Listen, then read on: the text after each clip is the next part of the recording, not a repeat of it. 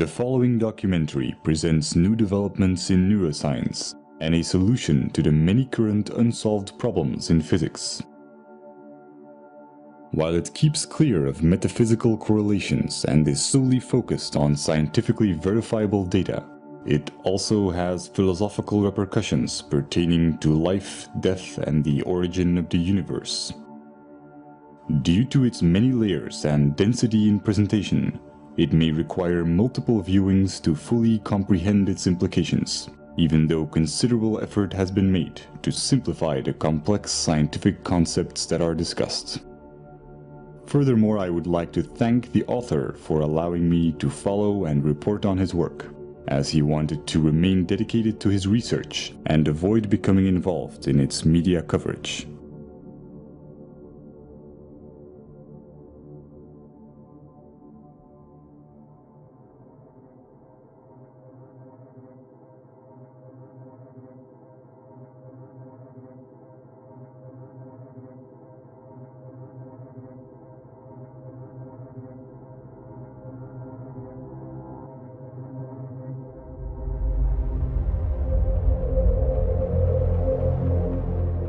The human brain is a network of approximately 100 billion neurons.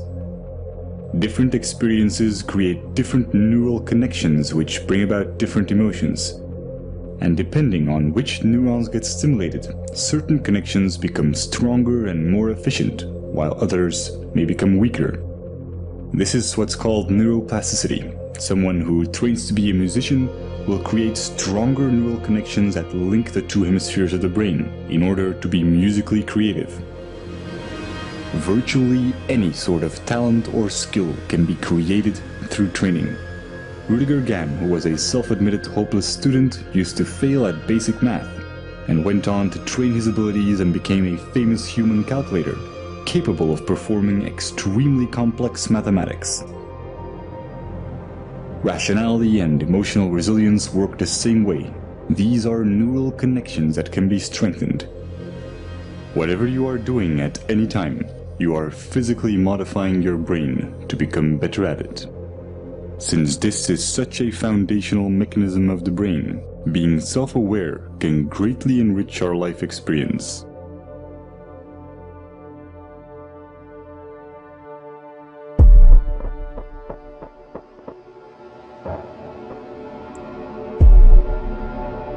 Specific neurons and neurotransmitters, such as norepinephrine, trigger a defensive state when we feel that our thoughts have to be protected from the influence of others. If we are then confronted with differences in opinion, the chemicals that are released in the brain are the same ones that try to ensure our survival in dangerous situations. In this defensive state, the more primitive part of the brain interferes with rational thinking, and the limbic system can knock out most of our working memory, physically causing narrow-mindedness. We see this in the politics of fear, in the strategy of poker players, or simply when someone is stubborn in a discussion. No matter how valuable an idea is, the brain has trouble processing it when it is in such a state.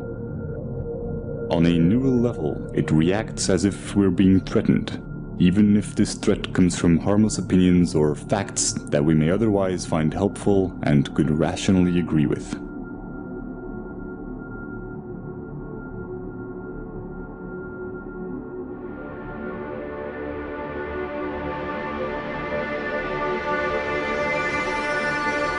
But when we express ourselves and our views are appreciated, these defense chemicals decrease in the brain, and dopamine neurotransmission activates the reward neurons, making us feel empowered and increasing our self-esteem. Our beliefs have a profound impact on our body chemistry. This is why placebos can be so effective. Self-esteem or self-belief is closely linked to the neurotransmitter serotonin. When the lack of it takes on severe proportions, it often leads to depression, self-destructive behavior, or even suicide. Social validation increases the levels of dopamine and serotonin in the brain, and allows us to let go of emotional fixations and become self-aware more easily.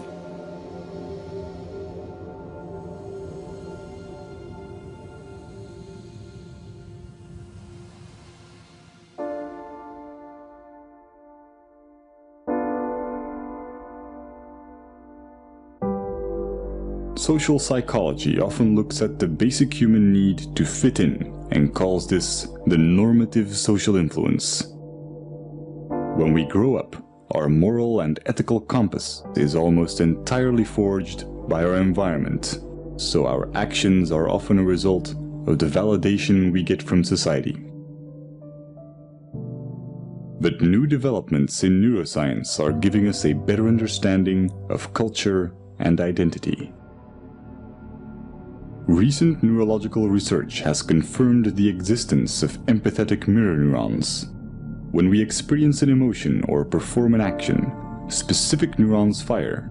But when we observe someone else performing this action, or when we imagine it, many of the same neurons will fire again, as if we were performing the action ourselves.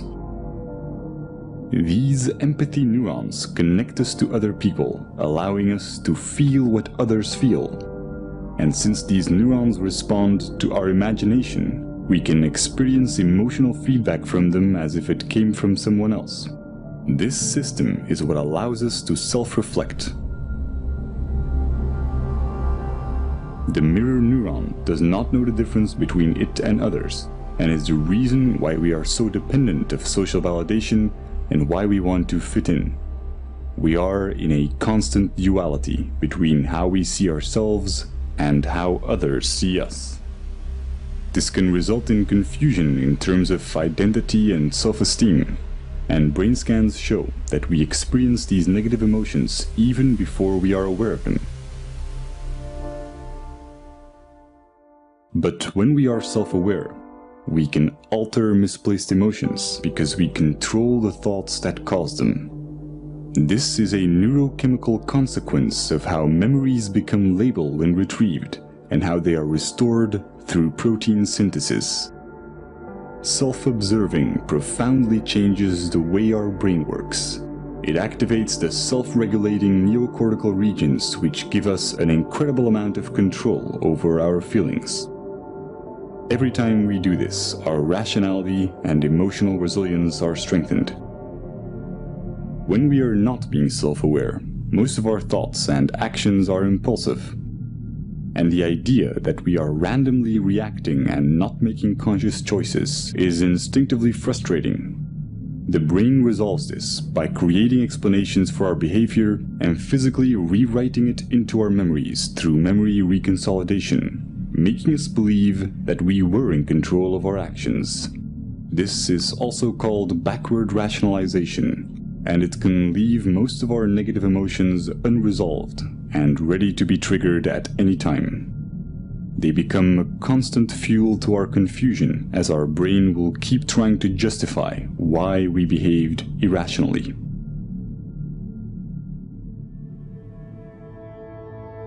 All this complex and almost schizophrenic subconscious behavior is the result of a vastly parallel distributed system in our brain. There is no specific center of consciousness. The appearance of a unity is in fact each of these separate circuits being enabled and being expressed at one particular moment in time.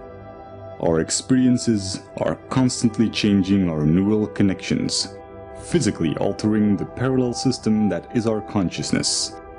Direct modifications to this can have surreal consequences that bring into question what and where consciousness really is. If your left cerebral hemisphere were to be disconnected from the right, as is the case in split brain patients, you would normally still be able to talk and think from the left hemisphere, while your right hemisphere would have very limited cognitive capacities. Your left brain will not miss the right part, even though this profoundly changes your perception. One consequence of this is that you can no longer describe the right half of someone's face, but you will never mention it. You will never see it as a problem or even realize that something has changed. since this affects more than just your perception of the real world and also applies to your mental images. It is not just a sensory problem, but a fundamental change in your consciousness.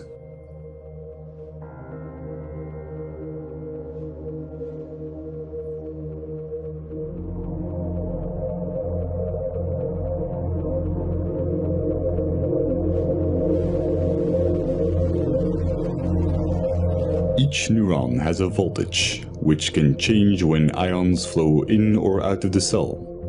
Once a neuron's voltage has reached a certain level, it will fire an electrical signal to other cells, which will repeat the process. When many neurons fire at the same time, we can measure these changes in the form of a wave. Brainwaves underpin almost everything going on in our minds, including memory, attention, and even intelligence. As they oscillate at different frequencies, they get classified in bands such as alpha, theta, and gamma. Each are associated with different tasks. Brainwaves allow brain cells to tune into the frequency corresponding to their particular task while ignoring irrelevant signals, similar to how a radio homes in on different waves to pick up radio stations. The transfer of information between neurons becomes optimal when their activity is synchronized. This is the same reason why we experience cognitive dissonance, the frustration caused by simultaneously holding two contradictory ideas.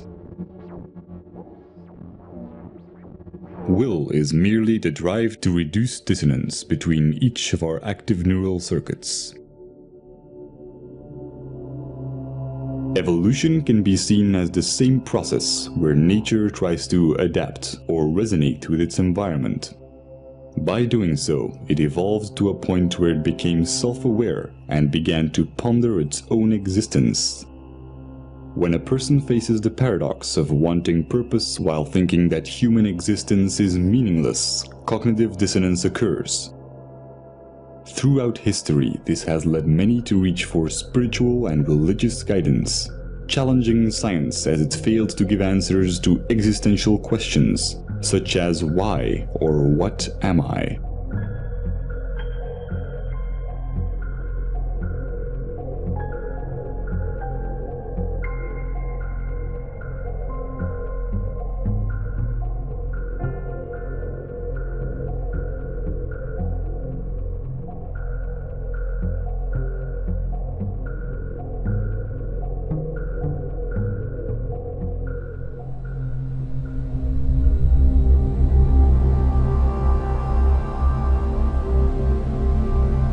The left cerebral hemisphere is largely responsible for creating a coherent belief system in order to maintain a sense of continuity towards our lives. New experiences get folded into the pre-existing belief system. When they don't fit, they are simply denied. Counterbalancing this is the right cerebral hemisphere, which has the opposite tendency. Whereas the left hemisphere tries to preserve the model, the right hemisphere is constantly challenging the status quo. When the discrepant anomalies become too large, the right hemisphere forces a revision in our worldview. However, when our beliefs are too strong, the right hemisphere may not succeed in overriding our denial.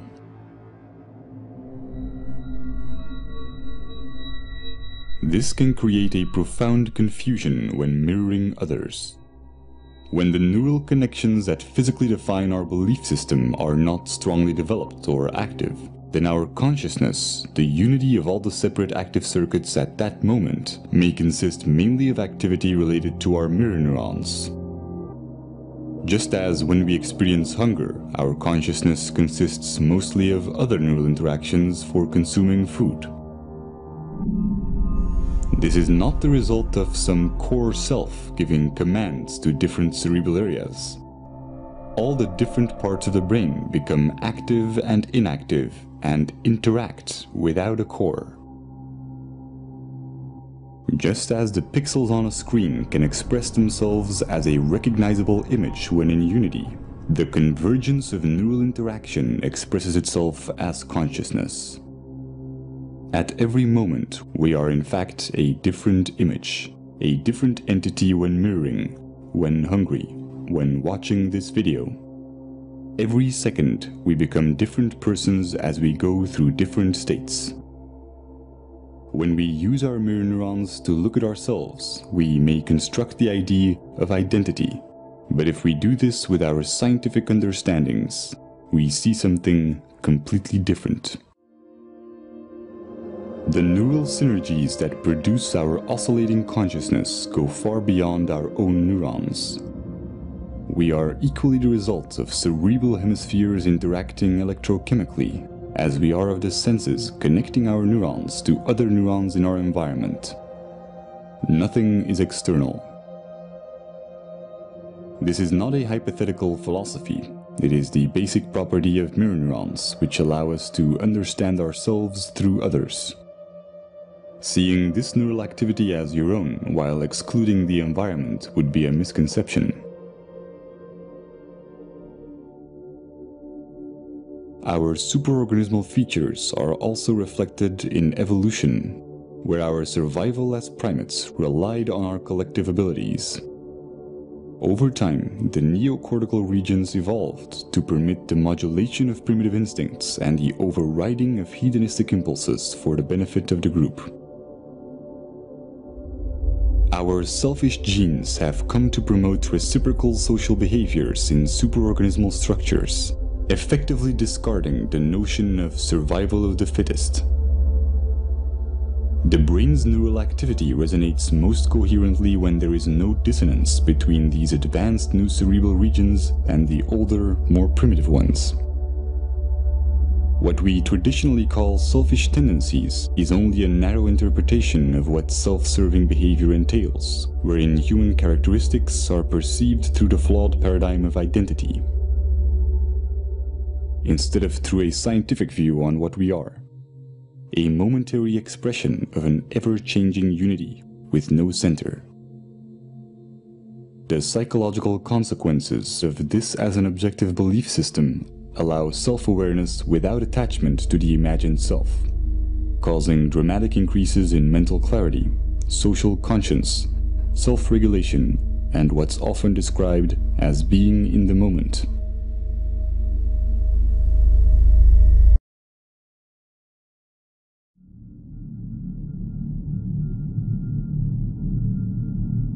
The common cultural belief has mostly been that we need a narrative, a diachronic view on our life to establish moral values. But with our current understandings of the empathic and social nature of the brain, we now know that a purely scientific view with no attachment to our identity or story yields a far more accurate, meaningful, and ethical paradigm than our anecdotal values. This is logical since our traditional tendency to define ourselves as imaginary individualistic constants neurally wires and designs the brain towards dysfunctional cognitive processes, such as compulsive labeling and the psychological need to impose expectations.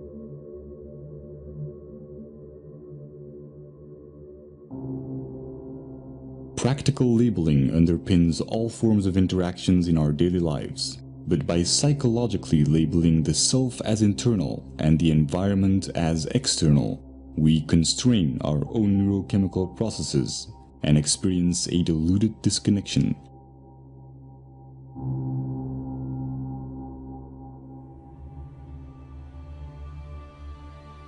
Growth and its evolutionary side effects, such as happiness and fulfillment, are stimulated when we are not being labeled in our interactions. We may have many different views and disagree with one another in practical terms, but interactions that nevertheless accept us for who we are without judgment are neuropsychological catalysts that wire the human brain to acknowledge others and accept rationally verified belief systems without dissonance. Stimulating this type of neural activity and interaction alleviates the need for distraction or entertainment and creates cycles of constructive behavior in our environment.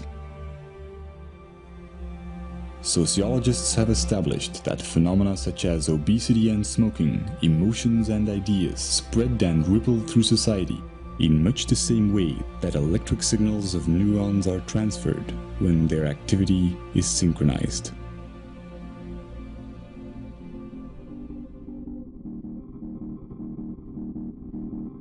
We are a global network of neurochemical reactions, and the self-amplifying cycle of acceptance and acknowledgement, sustained by the daily choices in our interactions, is the chain reaction that will ultimately define our collective ability to overcome imagined differences and look at life in the grand scheme of things.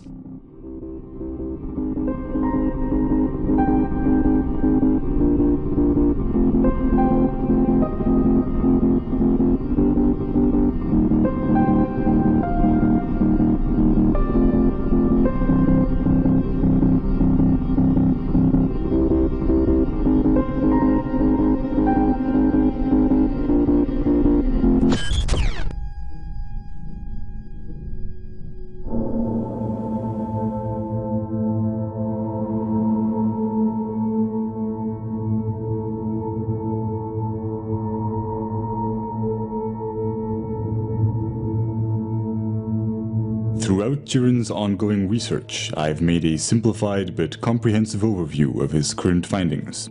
This is my interpretation of the first few months of his work on unifying quantum physics and relativity. While it may at times be difficult to follow due to the subject matter's complexity, it also has some philosophical implications which are addressed in the epilogue.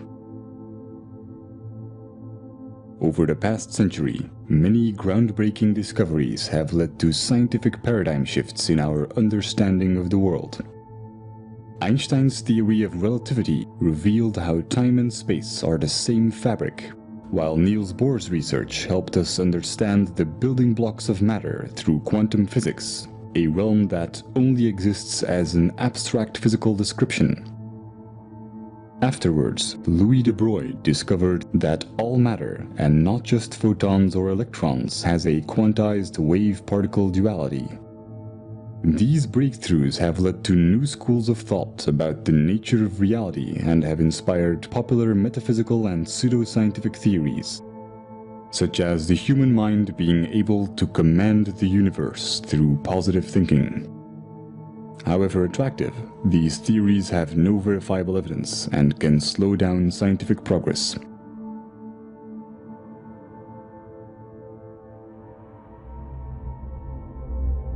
Einstein's laws of special and general relativity are applied in modern-day technologies, such as GPS satellites, where the accuracy of calculations would drift more than 7 miles a day, if consequences such as time dilation would not be taken into account. Time dilation is best illustrated by how moving clocks run slower. Other implications of relativity are length contraction, meaning that objects in motion decrease in length, and the relativity of simultaneity. It is impossible to say in an absolute sense whether two events occur at the same time when they are separated in space. Nothing can travel faster than the speed of light. This means that if a bar of 10 light seconds long would be pushed forward, it would take 10 seconds before the action can take place on the other side. Without this time interval of 10 seconds, the bar does not exist in its entirety. This is not due to our limitations as observers, but due to an inherent consequence of relativity, where time and space are interconnected and cannot exist without each other.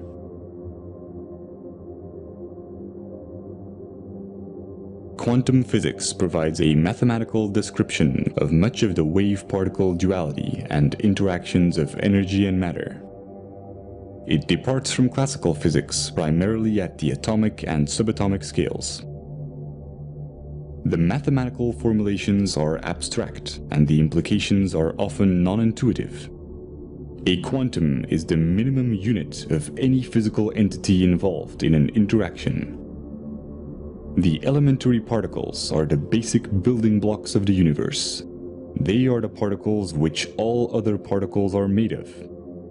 While in classical physics, we can always split things into smaller bits, for quanta this is impossible. As a result, the quantum world presents many unique phenomena that cannot be explained through classical laws, such as quantum entanglement, the photoelectric effect, Compton scattering, and many more. There are many exotic interpretations of our quantized world. The most widely accepted among physicists include the Copenhagen interpretation and the many worlds interpretation. Current trends show substantial competition from alternative interpretations such as the holographic universe.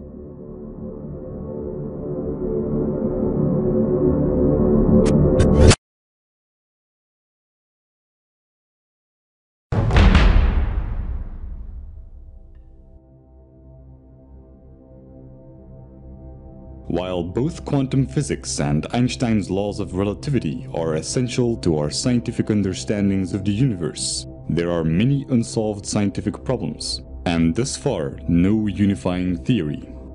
Some of the current questions are: why is there more observable matter than antimatter in the universe?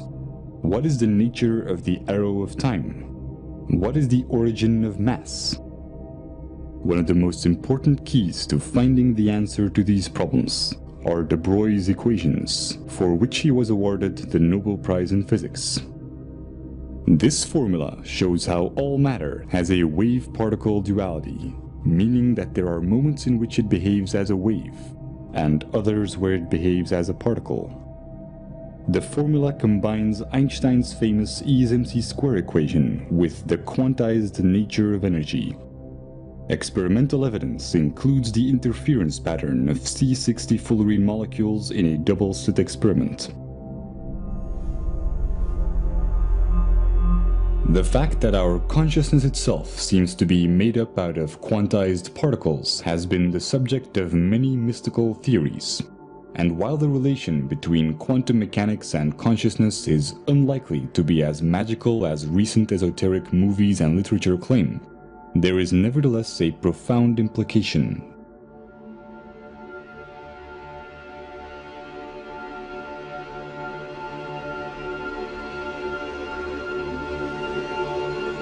As de Broglie's equations apply to all matter, we can fundamentally establish that C equals HF, where C stands for consciousness, H for the constant of Planck, and F for frequency.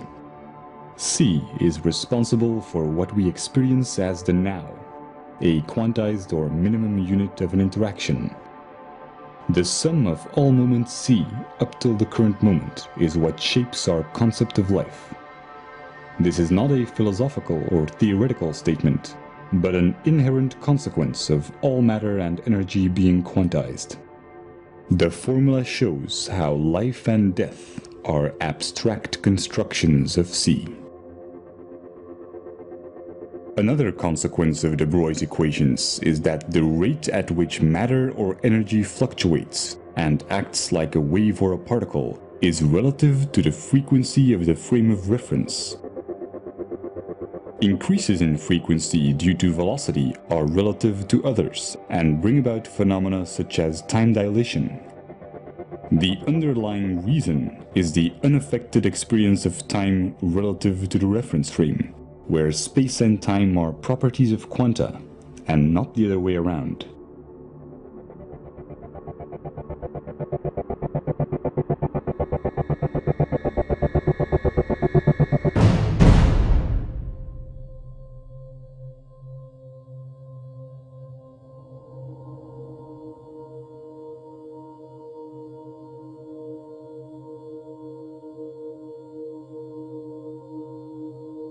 Antiparticles are created everywhere in the universe where high-energy particle collisions take place.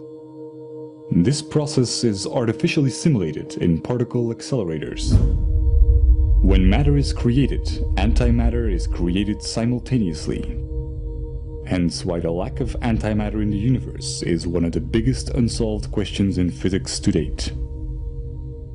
When we trap antiparticles through electromagnetic fields, we can study their properties.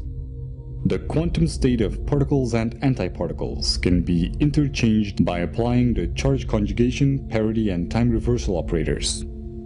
To clarify, if a physicist whose body was made of antimatter would do experiments in a laboratory also made of antimatter, using chemicals and substances of antiparticles, he would find almost exactly the same results as his matter counterpart. But when they would merge, immense energy would be released proportional to their mass. Very recently, Fermilab discovered how quanta such as mesons are switching 3 trillion times per second from matter to antimatter. When we study the universe from a quantized frame of reference C, we have to take into account all experimental evidence that applies to quanta. This includes how matter and antimatter are created simultaneously in particle accelerators, and how mesons switch back and forth between one and the other. This has significant consequences when applied to C. From a quantum perspective, every instance of C has an anti-C.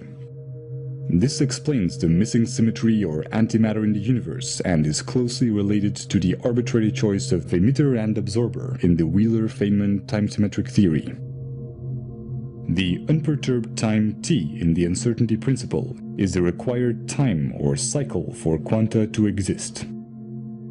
Similar as observed in mesons, our personal experience of time or interval of the current moment reaches its threshold when C is cancelled out by its anti-C.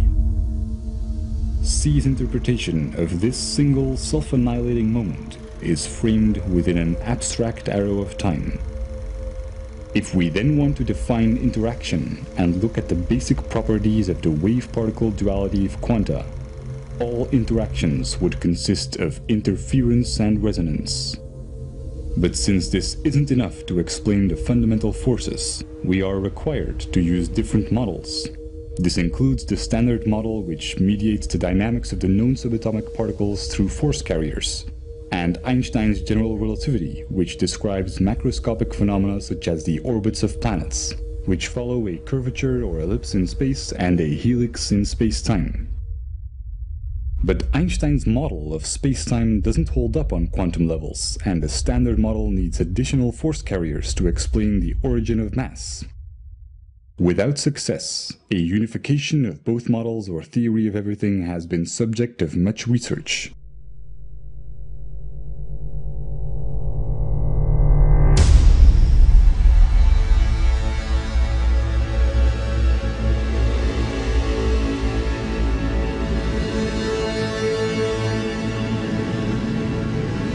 Quantum mechanics is merely mathematical descriptions, and their practical implications are often counterintuitive. Classical concepts such as length, time, mass, and energy can also be approached with similar descriptions. By building on de Broglie's equations, we can substitute these concepts with abstract vectors. This is a probability-oriented approach towards the basic and already existing concepts in physics that allows us to unify quantum mechanics with Einstein's relativity. De Broglie's equations show how all reference frames are quantized, including all matter and all energy. Particle accelerators have demonstrated that matter and antimatter are always created simultaneously. The paradox of how reality can emerge from abstract building blocks that annihilate each other can be explained by using these quanta as the frame of reference. In a simplified analogy, we need to look at things through the eyes of a photon. The reference frame is always a quantum and defines how space-time is quantized. When it increases or decreases, space-time increases or decreases as well. This is reflected in quantum mechanics as the mathematical description of the probability amplitude of the wave function, or in Einstein's relativity as time dilation and length contraction. For a quantized frame of reference, mass and energy can only be defined as abstract probabilities. Or if we want to be more concrete and establish a mathematical framework, as vectors which can only exist when we assume an arrow of time.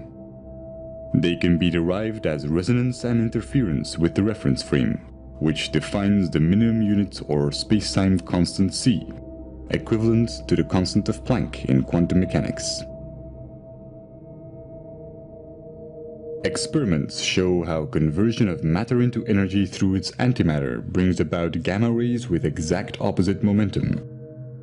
What seems to be a conversion is the ratio between opposite vectors interpreted as distance and time, matter and antimatter, mass and energy, or interference and resonance within the abstract arrow of time of c. The sum of opposite vectors is always zero. This is the reason for the symmetry or conservation laws in physics, or why at the speed of c, time and space are zero due to length contraction and time dilation.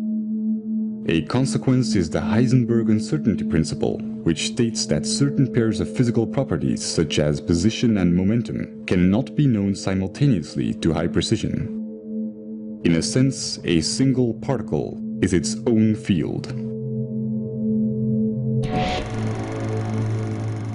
This does not explain our sense of continuity, where c cancels itself out within its own required interval. But when these vectors are exponentially amplified or accelerated relative to and within the abstract arrow of time, the underlying mathematical algorithms, also describing the fundamental forces, can bring about a consistent reality and have abstract building blocks. This is why the harmonic motion equations are used in many fields of physics involving periodic phenomena, such as quantum mechanics and electrodynamics, or why Einstein's equivalence principle, used to derive the model of spacetime, states that there is no difference between gravity and acceleration. Because gravity is only a force when interpreted relative to an oscillating frame of reference.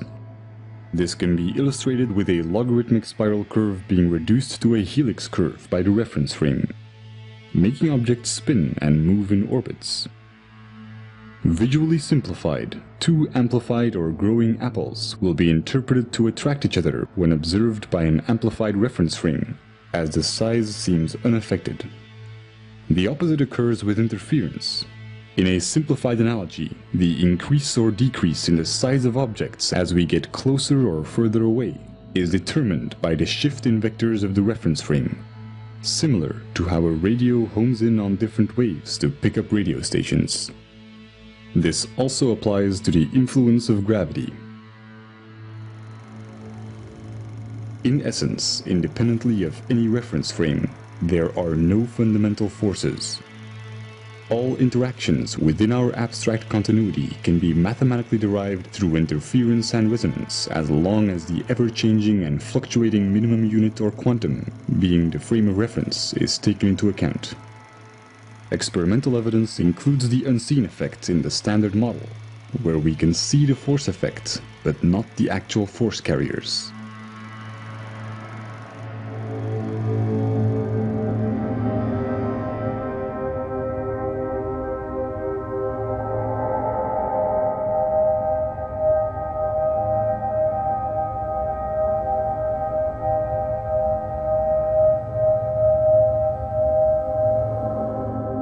The consistent continuity of reality does not require quanta to have any specific sequence in time.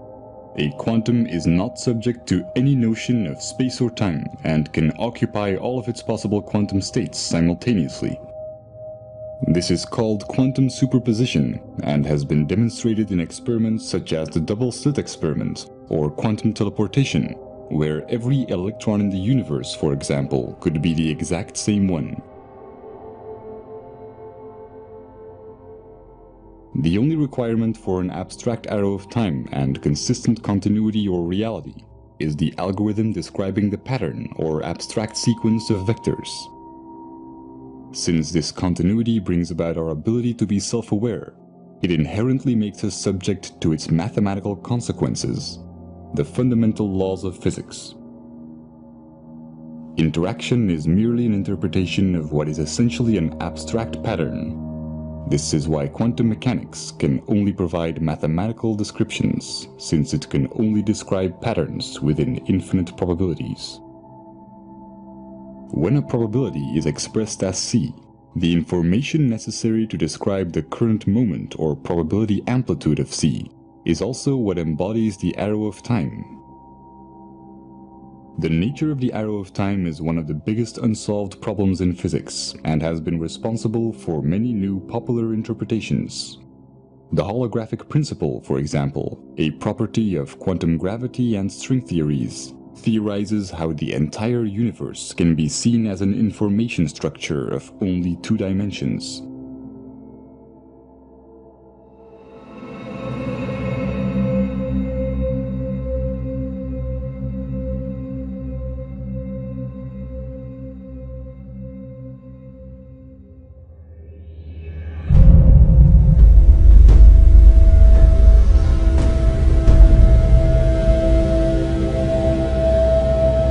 Traditionally associate the notion of an arrow of time with the sequence of events that we experience through the arrangement of short-term and long-term memories.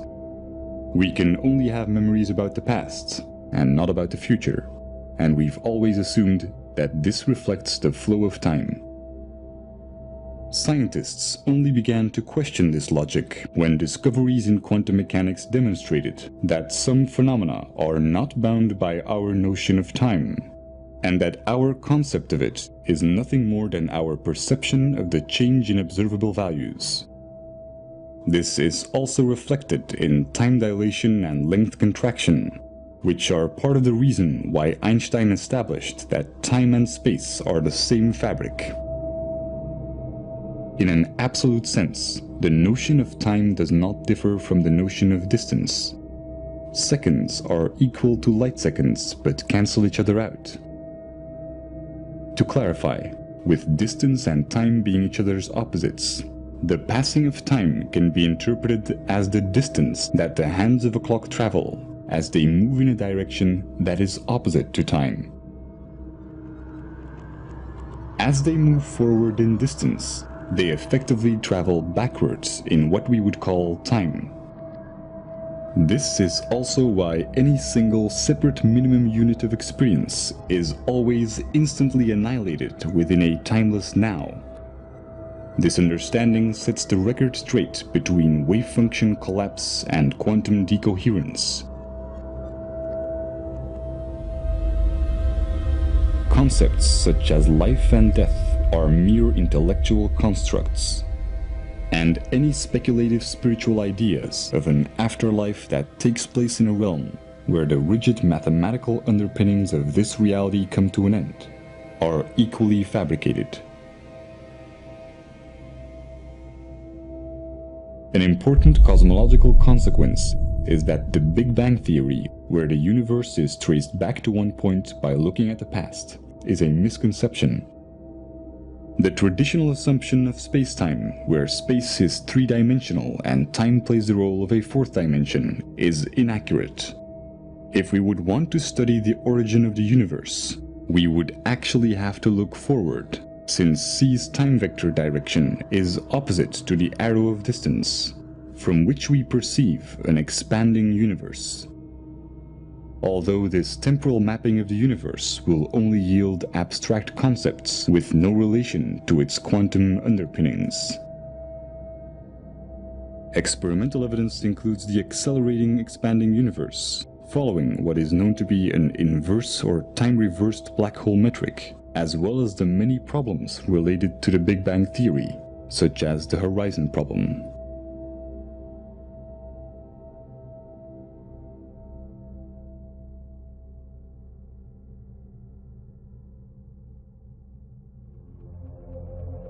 These derivations could bring up questions about free will, since awareness seems to only take place after the action within our perception of time. Most neurological investigations that have shed light on this question show that action is indeed taken before becoming conscious of it. But a deterministic point of view is based on an erroneous concept of time, as is illustrated by the mathematical probability descriptions in quantum mechanics. These understandings will be relevant for future neurological research, since they show how any neural circuit is a vector with direction, underpinning cognitive dissonance and interference or resonance within C. The ability to understand and consciously alter these directions, acquired through billions of years of evolution, confirms how important our belief systems are in expanding our awareness, and how they affect our working memory, which is responsible for the extent to which we can make connections and for the neural processes that create meaning. It also explains how artificial awareness will require a network of independent processors instead of a linear sequence of complex algorithms.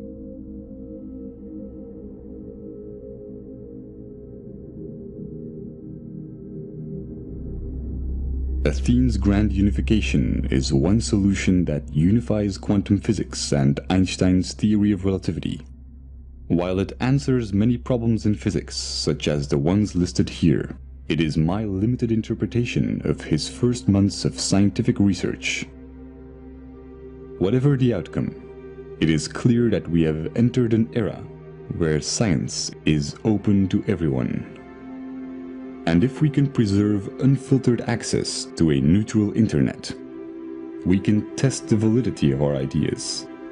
We can enhance our imagination by making new correlations, and we can be part of the evolution of our understandings of the universe and of the mind.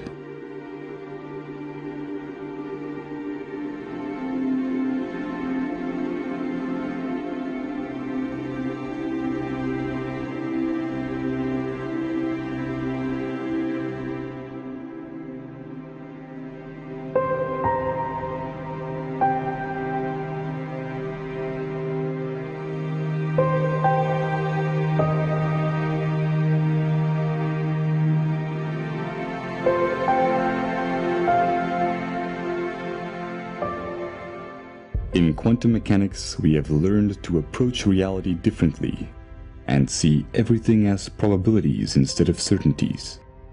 In a mathematical sense, anything is possible. As well as in science as in our daily lives, the extent to which we can calculate or figure out probabilities is determined by our intellectual capability to recognize patterns. The less biased we are, the clearer we can identify these patterns and base our actions on reasonable probabilities.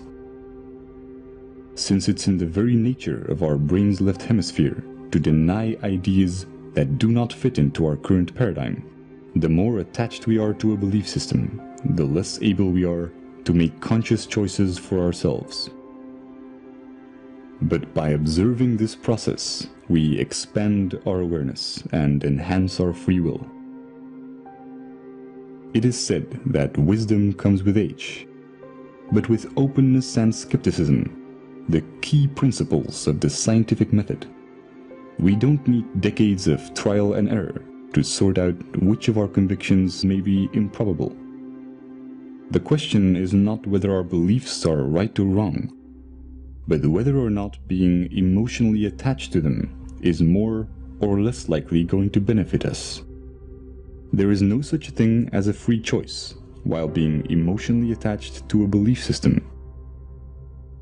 The moment we are self-aware enough to realize this, we can truly work together to figure out the real odds of what will benefit us the most.